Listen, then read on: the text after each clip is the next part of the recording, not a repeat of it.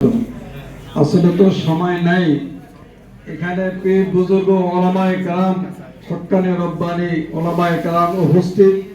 আলহামদুলিল্লাহ, ওনাদেরকে আমি কি ধন্যবাদ দেব। জাযাকাল্লাহু কে চশমে বাদে কর দি মুরাবা জানে যা হামরাজে কর দি। আলহামদুলিল্লাহ, আজকে আমরা এখানে স্বাধীনতাভাবে কথা বলতেছি। ইন্না বাদশা রব্বিকা লা শাদীদ। আল্লাহ ধরাটা বড় শক্ত ধরা। বিশ্বভাগ আমাদেরকে সচেতন হওয়ার মতন তৌফিক দান করুন।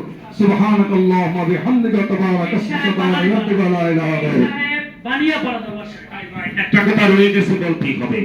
এনায়েতুল্লাহ আব্বাসী ভাই এখানে যে বক্তব্য দিয়েছেন তা কাবিলে তারিফ, কিন্তু একটা বিষয় আমি দ্বিমত করব। উনি বলেছেন সকল ইসলামিক রাজনৈতিক দলের ঐক্য এবং পার্লামেন্টে যেতে হবে। আমি ব্যক্তিগতভাবে নির্বাচনে যাব না বা যাই না, এমন একটা কথা উনি বলেছেন। আপনি যদি পার্লামেন্টে না যান তো বাতিল ভয় পাবে কিভাবে?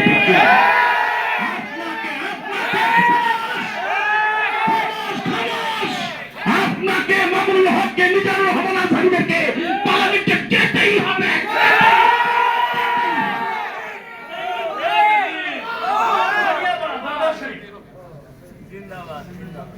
আসসালামু আলাইকুম ওয়া রাহমাতুল্লাহি ওয়া বারাকাতুহু।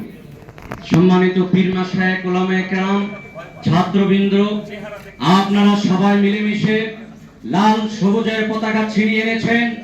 আমি আজকে দায়িত্বহীন ভাষায় বলতে চাই, আপনারা আলেম ওলামা পীর মাশায়েখ সকলে যদি মিলেমিশে ঐক্যবদ্ধ হয়ে যান, তাহলে লাল সবুজের পতাকায় লা ইলাহা ইল্লাল্লাহ মুহাম্মাদুর রাসূলুল্লাহ সাল্লাল্লাহু আলাইহি সাল্লাম লিখতে 45 মিনিট সময় লাগবে না ইনশাআল্লাহ।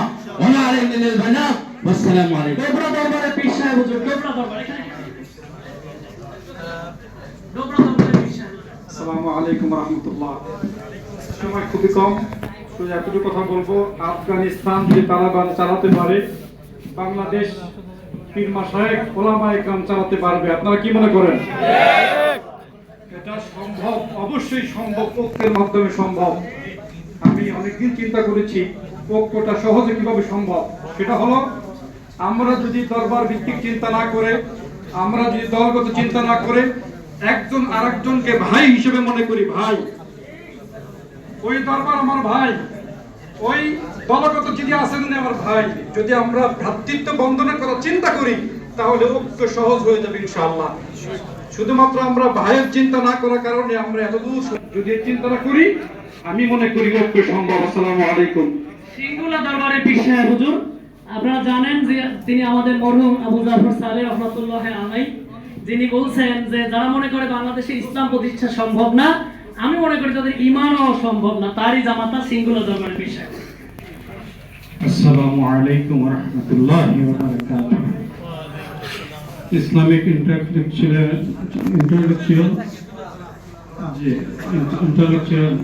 এর কোরআন এর আয়োজিত আজকের এই সম্মেলন শেষ পর্যায়ে, আজকের সেমিনার শেষ পর্যায়ে। তো যাক, আমি বেশি কথা বলবো না। আমাদের এখানে এনায়েতুল্লাহ হুজুর খুব সুন্দর কথা বলছেন, তারপরে নেসারাবাদী হুজুর খুব সুন্দর কথা বলছেন। তবে আমরা আসলে বয়সের দিক দিয়ে একটু প্রবীণ বা শেষের দিকে চলে গেছি। এখন আমাদের যুবক যারা আছেন তারাই এই দায়িত্ব নিতে হবে, যেমন আজকের এই ফোরাম দায়িত্ব নিয়েছে এইভাবে সকল পীরকে ঐক্যবদ্ধ করা, সকল ওলামায়ে কেরামদেরকে ঐক্যবদ্ধ করে একটা সুন্দর দেশ গড়ে তোলার, একটি ইসলামী রাষ্ট্র কায়েম করার স্বপ্ন তার বাস্তবায়ন করার জন্য যে পদক্ষেপ নিয়েছে, আল্লাহ রাব্বুল আলামিন এই পদক্ষেপকে যেন সফল করেন, আল্লাহ রাব্বুল আলামিন কবুল করেন। জৌনপুর পীর সাহেব কেবলার এই দেশ, শর্ষিনা পীর সাহেব কেবলার দেশ, ফুরফুরার দেশ, এই দেশের মধ্যে অনিসলামিক কার্যকলাপ, অনিসলামিক শিক্ষা ব্যবস্থা থাকতে পারে না, থাকতে আমরা দেব না। দরকার হলে আমরা আবার সেই মধ্যে মুজাহিদের মতো রাজপথে নেমে রক্ত দিব, কিন্তু এই দেশের মধ্যে অনিসলামিক কার্যকলাপ এবং অনিসলামিক শিক্ষা ব্যবস্থাকে আমরা কোনোদিন বাস্তবায়ন করতে দেব না ইনশাআল্লাহ। আপনারা রাজি আছেন? আমরা দেব না ইনশাআল্লাহ। আমি শিকলা দরবার থেকে ঐক্যমত পোষণ করে আপনাদের সাথে আমি এখানে শেষ করলাম। মিরাজ সাহেব পীর সাহেব একটু সালাম দিবেন। চিটাগাং থেকে এসেছেন, বন্যার জায়গা থেকে। এটা দাও না, একটু তাড়াতাড়ি। আসসালামু আলাইকুম ওয়া রাহমাতুল্লাহি ওয়া বারাকাতুহু।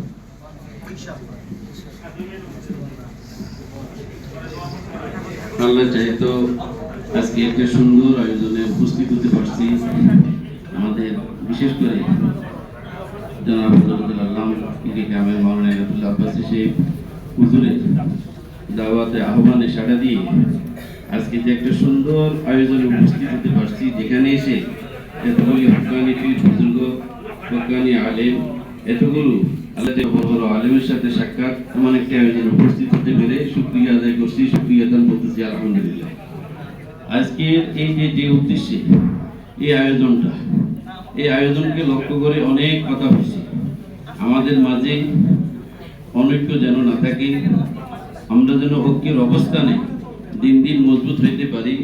যতদিন আমরা ঐক্যের অবস্থানে